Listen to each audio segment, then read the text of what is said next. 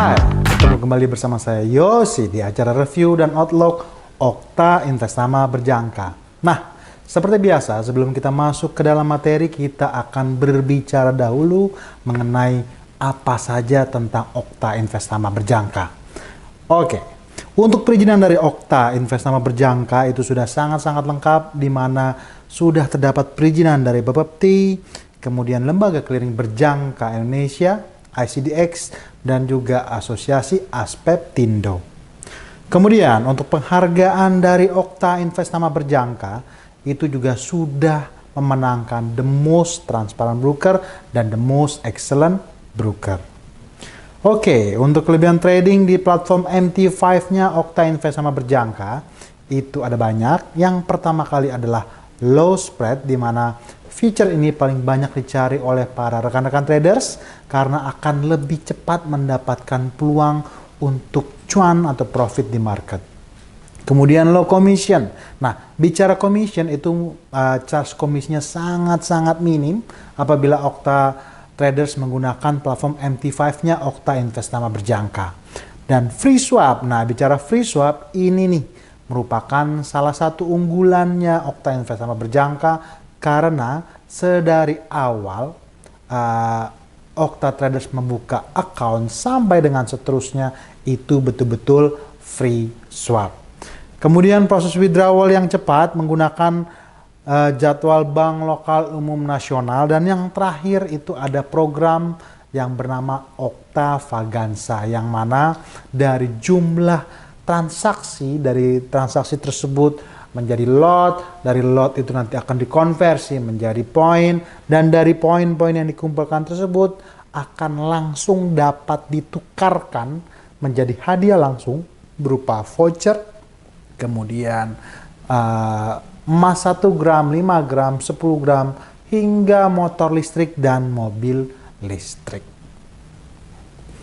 Oke, untuk media sosial Okta Investama Berjangka itu juga sangat-sangat lengkap. Yang mana nih? Yang pertama ada www.okta.co.id, kemudian ada Facebook Okta Investama Berjangka, ada Instagram, ada YouTube channel, ada Twitter, ada TikTok, tetapi kita tidak menggunakan media sosial Telegram. Nah, tanpa melupakan disclaimer on, materi ini hanya bersifat informatif untuk referensi dan seterusnya.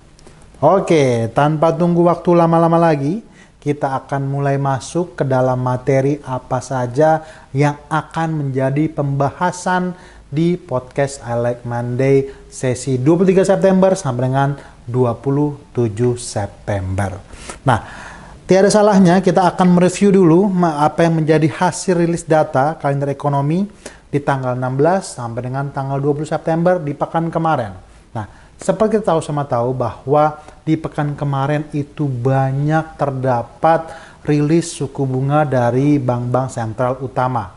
Nah, tetapi sebelum kita masuk ke rilis suku bunga tersebut, tanpa ada salahnya kita juga akan membacakan dahulu apa-apa saja yang terjadi di pekan lalu. Yang pertama kali adalah di sesi, kita mulai dari hari sesi Selasa. Untuk Kanada, itu ada inflasi yang terjadi penurunan dari level 0,4% menurun menjadi minus 0,2%. Median CPI year on year itu juga terjadi penurunan dari 2,4% menjadi 2,3%. Sementara trim CPI itu juga terjadi penurunan dari level 2,7% menjadi 2,4%. Nah, memang kalau misalnya bicara inflasi, seperti yang kita juga sudah sampaikan di pekan kemarin, bahwa kalau bicara trigger inflasi ini memang perlahan tapi pasti inflasi untuk negara-negara utama di dunia itu sudah mulai terjadi pelandaian atau penurunan, yang nanti dalam hal tersebut akan diikuti oleh penurunan suku bunga bank sentral di negaranya masing-masing. Kemudian untuk sesi Selasa masih berlanjut untuk core retail sales dari Amerika Serikat mengalami penurunan dari 0,4% menjadi 0,1%, sementara retail sales dari Amerika Serikat untuk month to month itu juga mengalami penurunan yang tajam dari level 1,1% menjadi 0,1%. Nah, yang menjadi fokus negara-negara utama dunia itu adalah tingkat ketenaga kerjaan dan tingkat pengangguran. Karena bicara inflasi, lagi-lagi kami tekankan bahwa perlahan tapi pasti memang kalau bicara inflasi itu sudah dalam proses untuk menuju penurunan.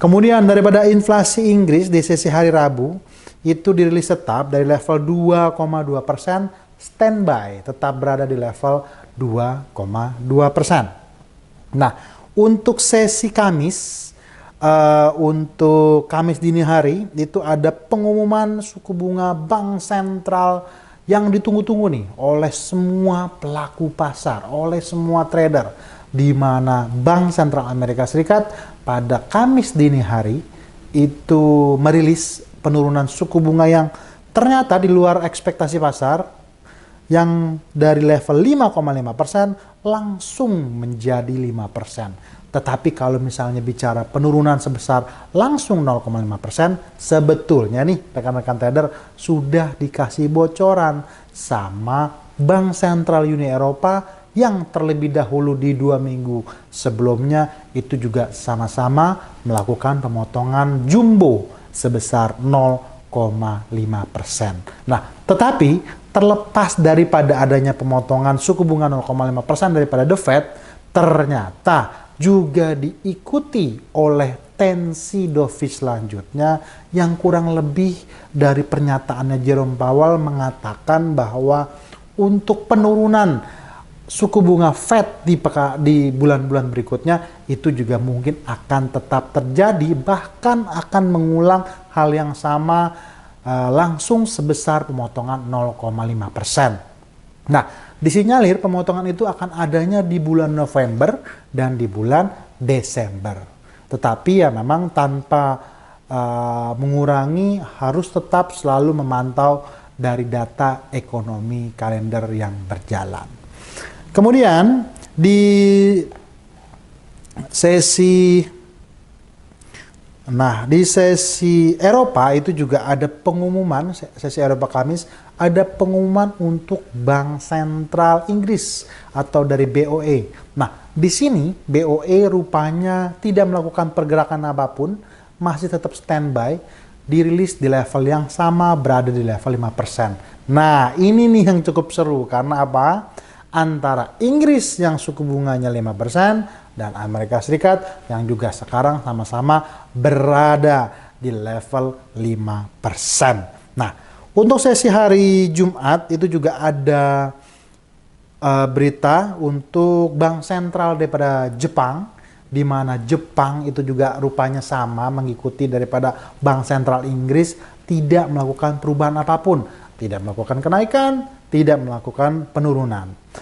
Untuk suku bunga Bank Sentral Jepang itu tetap standby berada di level 0,25%. Nah, tetapi memang kalau misalnya bicara hal tersebut, sebetulnya akan menguatkan daripada mata uang negara tersebut. Karena apa? Tendensi untuk penurunan suku bunga otomatis akan melemahkan mata uang negara yang ada. Tetapi dalam hal ini bicara Inggris mempertahankan suku bunga, langsung pada saat sesi perdagangan Kamis, pound sterling langsung mengalami lonjakan yang luar biasa tajam. Tetapi pada saat sesi Jumat, itu pun juga sempat terjadi penguatan daripada mata uang yen, tetapi akhirnya di-counter balik sama pernyataan dovishnya Ueda atau bos Bank Sentral Jepang, yang mengatakan bahwa dia berlawanan dari ekspektasi para pelaku pasar yang notabene menginginkan sebenarnya bahwa BOJ perlahan tapi pasti akan menaikkan suku bunga. Nah, rupanya Ueda pada saat Jumat kemarin tidak memberikan tensi yang demikian, malahan lebih cenderung bahwa untuk kenaikan suku bunga masih tetap akan melihat rilis data ekonomi Jepang berjalan. Disitulah akhirnya dianggapnya sebagai tensi yang dovish, oleh karenanya USD terhadap yen akhirnya melakukan pergerakan rebound. Nah, kemudian di sesi Amerika itu ada core retail sales daripada Kanada yang dirilis meningkat dari level 0,3% menjadi 0,4%. Sedangkan retail sales month to month itu juga dirilis meningkat dari minus 0,2% menjadi 0,9%. Oke, kemudian kita beralih ke slide selanjutnya. Nah, untuk Wall Street, saham-saham Amerika Serikat di Wall Street ditutup sedikit menurun pada perdagangan Jumat waktu setempat atau Sabtu pagi waktu Indonesia Barat, sementara dolar Amerika Serikat menguat karena investor mencerna pemangkasan 50 basis poin Federal Reserve pada pertengahan minggu yang memulai siklus penurunan suku bunga. Dow Jones itu ditutup naik 0,09%, sedangkan S&P 500 berakhir turun 0,19% dan Nasdaq Composite mengakhiri minggu lalu 0,36% lebih rendah pada 17.948. Beberapa hari setelah pemangkasan suku bunga, dua gubernur Fed menyuarakan pandangan yang berlawanan mengenai prospek inflasi, menggarisbawahi skala perdebatan atas langkah yang diposisikan Ketua Jerome Powell sebagai pengaman ekonomi yang lebih tangguh daripada respon darurat terhadap data pekerjaan yang lebih lemah. Jadi ya memang Wall Street secara keseluruhan sebetulnya masih mengalami lonjakan kenaikan yang cukup pesat, di mana rally kenaikan itu masih terasa dari 3 minggu sebelumnya, jadi sudah naik 3 pekan berturut-turut ya. Bicara Wall Street, bahkan Dow Jones dan S&P 500 lagi-lagi nih dan tanpa bosan-bosannya menyentuh level tertinggi sepanjang masa. Dan tapi hal tersebut itu pun juga sudah kita sampaikan berulang kali di podcast I Like Monday setiap sesi Senin. Oleh karenanya makanya jangan terlewat nih, karena inilah informasi-informasi penting yang dapat kita sampaikan kepada rekan-rekan Okta Trader sekalian. Kemudian, ketika indeks saham utama Amerika Serikat mengakhiri minggu lalu lebih tinggi, tidak jauh dari puncak sepanjang masa yang dicapai pada Kamis karena trader buyer menumpuk aset yang lebih beresiko. Pasar sepenuhnya memperkirakan pemangkasan setidaknya 25 basis poin pada November dengan ekspektasi untuk pemangkasan 50 basis poin dengan peluang 48,9% menurut FedWatch Tool CME. Jadi ya memang seperti yang tadi kita sampaikan bahwa untuk pemotongan suku bunga lanjutan daripada The Fed disinyalir akan terjadi lagi di bulan November dan di bulan Desember. Kemudian kita beralih ke minyak. Untuk harga minyak itu pun juga ada yang menarik nih. Karena setelah beberapa pekan bahwa minyak itu menyentuh level bawah, dalam artian harga minyak terendah itu sempat menyentuh level $64 per barrel. Tetapi seperti yang juga sudah kita sampaikan kepada rekan-rekan Okta Trader sekalian bahwa memang betul adanya secara teknikal area support itu untuk minyak berada di level 70 sampai dengan 60. Dalam hal ini kemarin sempat bergeser antara 65 sampai dengan 60. Dan betul saja begitu menyentuh level 64, sekarang ini harga minyak tanpa kita sadari sudah mulai beranjak kembali naik atau melakukan pergerakan rebound dengan mengalami kenaikan sebesar $7 per barrel untuk WTI, yang mana dari 64 ke running $71 per barrel pada saat kita menginformasikan harga minyak sekarang ini. Kenaikan harga minyak di dunia selama 2 pekan itu didorong oleh pemangkasan suku bunga Bank Sentral Amerika Serikat dan penurunan pasokan minyak mentah di Amerika Serikat. Untuk Brent ditutup sedikit menurun kemarin 30 sen atau sebesar 0,52%, sedangkan WTI itu ditutup sedikit menurun sebesar 3 sen 0,4%. Nah, bicara minyak memang ya itu dia seperti yang kita sampaikan bahwa kemarin pun juga sempat terjadi badai, oleh karenanya kembali melambungkan harga minyak. Itu yang pertama. Dan yang kedua, itu adalah tensi pemotongan suku bunga, di mana efeknya dari pemotongan suku bunga tersebut akan memberikan gairah baru kepada pengusaha atau traders komoditas, terutama minyak. Dikarenakan apa? mereka akan langsung dengan cepat mengambil sikap untuk mendapatkan pinjaman daripada bank yang dalam hal ini adalah pinjaman bank sudah berhasil turun sebesar 0,5%. Nah, dari hal tersebutlah akhirnya gairah untuk minyak kembali bertambah. Oleh karenanya harga minyak pun kembali menjadi rebound naik ke atas seperti yang tadi kami sampaikan ya, dari level 64 ke level $71 per barrel atau sudah mengalami kenaikan sebesar $7 per barrel. Oke, untuk emas, ini untuk emas pun juga sama.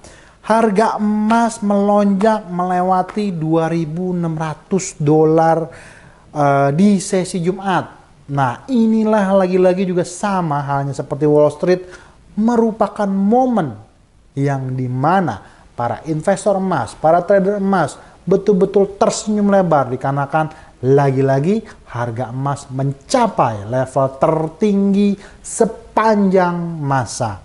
Nah, untuk ini adalah pertama kalinya harga emas menembus harga psikologi tersebut, kemudian didorong oleh taruhan untuk pemangkasan suku bunga Amerika Serikat lebih lanjut. Selain itu, harga emas juga didorong oleh meningkatnya ketegangan ketegangan geopolitik di Timur Tengah. Memang kalau bicara ketegangan geopolitik tanpa bosan-bosannya kita juga sampaikan kepada rekan-rekan Okta Trader sekalian, biar bagaimanapun perang di Rusia versus Ukraine itu belum selesai. Kemudian di Timur Tengah apalagi terus berlanjut-lanjut. Bahkan berita di hari Minggu atau di hari Sabtu kemarin ada berita bahwa pimpinan tertinggi daripada Hizbullah itu tewas karena diserang oleh rudal Israel. Jadi memang banyak nih polemik seputar geopolitik yang tetapi tetap kita harus waspadai, biar bagaimanapun kalau sudah menyentuh level tertinggi sepanjang masa biasanya nih akan tetap ada level-level koreksi. Nah, level-level supportnya itu nanti akan kita tunjukkan secara teknikal setelah sesi yang satu ini.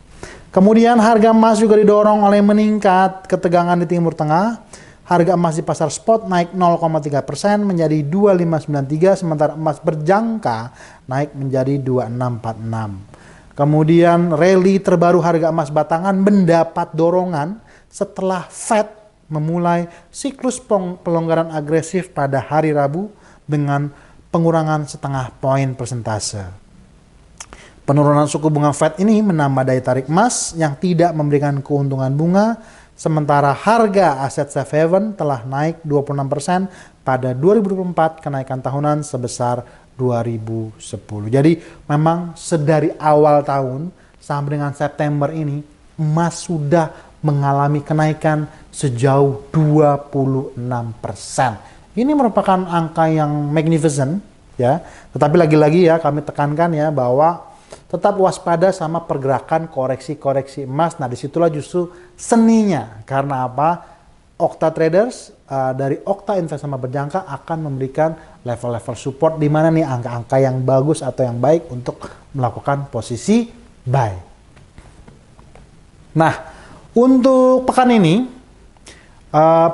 sebetulnya masih terbilang cukup ramai untuk ditradingkan. Karena sedari hari Selasa itu akan ada banyak berita-berita seputar PMI untuk Prancis, Jerman, Inggris, dan yang terakhir kali adalah Amerika Serikat. Nah, kita lihat ya sama-sama ya. Kita besarkan dahulu.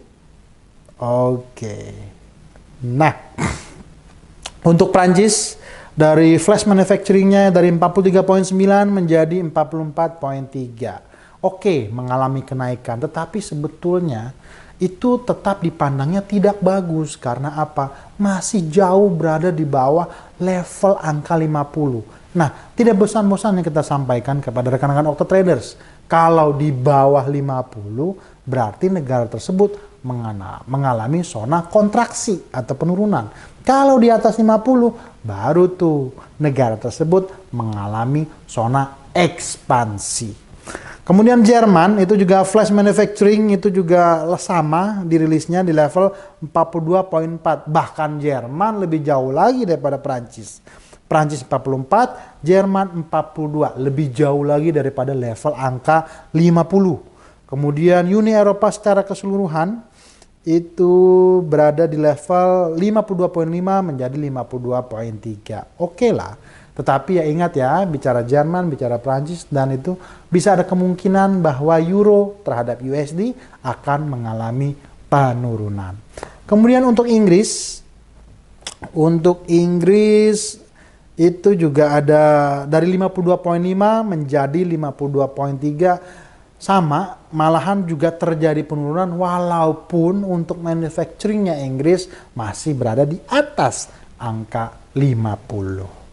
Nah, sementara untuk Amerika Serikat, kita lihat sama-sama ya, flash manufacturing untuk Amerika Serikat dari 47,9 menjadi 48,6. Nah, inilah yang juga kita nggak pernah bosan-bosan sampaikan kepada rekan Okta Traders sekalian. Bicara manufacturing PMI, so far yang bagus sejauh ini itu adalah pertama kali Inggris, yang kedua itu adalah Amerika Serikat. Nah, bicara Amerika Serikat itu lebih condong menguatkan secara global. Dikarenakan Amerika Serikat memang untuk saat ini biar bagaimanapun memegang perekonomian nomor 1 di dunia. Nah, dalam hal ini Amerika Serikat masih memegang dari yang terjelek, Amerika Serikat masih lebih bagus karena mengalami kenaikan dari level 47,9 menjadi 48,6. Nah, kemudian untuk sesi hari Rabu itu nanti akan ada berita juga suku bunga untuk Bank Sentral Australia. Ini berarti momennya bagus nih untuk Aussie di hari Rabu. Untuk suku bunga Bank Sentral Australia itu dirilis sama dari 4,35% menjadi 4,35%. Nah, bicara Aussie berarti tradingnya itu ada AUD terhadap USD, ada Euro terhadap AUD, ada GBP terhadap AUD, ada AUD terhadap Yen, dan itu semua produknya ada di platform MT5-nya Okta Investama Berjangka. Jadi momen hari Senin, kita ulang ya, momen hari Selasa, Senin itu adalah seputar manufacturing. Kemudian momen hari Selasa itu adalah pengumuman suku bunga daripada Australia. Kemudian di hari Rabu itu akan ada pengumuman inflasi untuk Australia. Jadi lagi-lagi Australia oke nih untuk ditradingkan. Karena untuk inflasi Australia, wah, terjadi penurunan yang luar biasa dari 3,5% menjadi 2,8%. Nah, inilah bisa terjadi kemungkinan retreat atau penurunan untuk AUD terhadap USD karena inflasinya dirilis menurun. Sementara di sesi hari Kamis itu juga nanti akan ada berita yang bagus untuk bertransaksi di market. Lagi-lagi adalah pengumuman suku bunga bank sentral daripada Swiss yang disinyalir akan terjadi penurunan dari 1,25% menjadi 1%. Wah, kalau seperti ini bocorannya adalah akan terjadi pergerakan naik atau rebound pada USD terhadap Swiss franc, karena Swiss franc itu akan terjadi pelemahan. Kemudian di sesi hari Jumat itu nanti akan ada GDP untuk Kanada dan Core PCE Price Index atau inflasi konsumen untuk Amerika Serikat. GDP Kanada itu mengalami peningkatan dari 0% menjadi 0,1%, sementara untuk Core PCE Price Index itu sama-sama dirilis di level 0,2%. Nah, secara kesimpulan yang kita dapat sampaikan kepada rekan-rekan Okta Traders sekalian, kita ulang ya, bahwa Senin itu seputar data manufacturing daripada Uni Eropa, Inggris, dan Amerika Serikat. Kemudian hari Selasa itu adalah pengumuman suku bunga untuk Australia. Itu bagus. Kemudian hari Rabu, lagi-lagi berita dari datangnya Australia yaitu data inflasi untuk Australia. Kemudian hari Kamis, nah hari Kamis nih yang menarik karena akan banyak momennya. Yang pertama kali adalah pengumuman suku bunga daripada Bank Sentral Swiss dan juga ada GDP daripada Amerika Serikat yang mengalami penurunan dari level 3% menjadi 2,9%. Dan di hari Jumat disitulah ada GDP untuk Kanada dan Core PCE Price Index untuk Amerika Serikat. Nah, sekarang kita beralih ke bocoran secara teknikal. Oke, untuk Nasdaq kita lihat sama-sama ya. Terpengaruh oleh tensi pemotongan suku bunga Fed, di sini dapat dikatakan bahwa Nasdaq itu sedang melakukan pergerakan naik, di mana level resisten atau target Nasdaq itu akan berada di 20369, 20683 dan 20981. Itulah yang merupakan menjadi target Nasdaq saat ini. Sementara kalau kita bicara S&P 500, nah inilah kelihatan jelas, kelihatan betul berdasarkan teknikal bahwa S&P 500 itu betul-betul melesat dan lagi-lagi menyentuh level tertinggi sepanjang masa, tetapi ini masih dalam skenario atau resisten yang sesuai dengan apa yang menjadi resisten Fibonacci kami. Level 123.6 di 5791, lanjutnya akan menuju ke 5837, 5874, 5911 dan 5957. Ini merupakan harga yang menjadi target atau kalau ingin melakukan sell yang kontra trend di angka-angka yang kami sebutkan tadi barusan. Kami ulangi ya. 5791, 5837, 5874, 5911 hingga 5957. Oke. Kemudian bocoran untuk technical forex major untuk pekan ini yang kita ambil samplingnya itu adalah Aussie dan Swiss franc, dikarenakan yang akan ada momennya yang menarik karena kan di pekan ini dua-duanya akan mengeluarkan pengumuman suku bunga dari bank sentralnya masing-masing. Nah, untuk Australia kita lihat, oke. Saat ini tertahan di level Fibo 100% di level 0.6823, tetapi level resisten berikutnya itu akan berada di level 0.6870, 0.6900 hingga 0.6924. Itu merupakan area untuk melakukan sell pada Aussie terhadap USD. Kemudian untuk Swiss franc, nah dia sedang mencoba rebound nih rekan-rekan trader, seperti yang disampaikan tadi bahwa pada saat sesi Kamis bisa jadi nanti Swiss franc itu akan mengalami pelemahan karena akan ada pemotongan suku bunga bank sentral daripada SNB atau Swiss National Bank atau bank sentral Swiss. Nah, kita lihat target reboundnya itu 0.8516, 0.8560, 0.8605, 0.8659 dan 0.8704. Nah, itulah yang menjadi target rebound dari USD terhadap Swiss franc. Nah, sekarang kita beralih ke minyak. Untuk minyak, ini juga sudah kita lihat juga, kita sudah terdapat pergerakan rebound ya. Tetapi reboundnya itu betul-betul tertahan sekarang di level resisten Fibonacci di 50% di level 71.41. Nah, level resisten berikutnya itu akan berada di level 72.87, 74.66 hingga 76.15. Nah, itulah yang menjadi target reboundnya minyak, atau bisa juga kalau mau melakukan posisi-posisi sell yang kontra trend di angka-angka yang tadi kami sebutkan. Kami ulangi, 7287, 74.66, 76.15.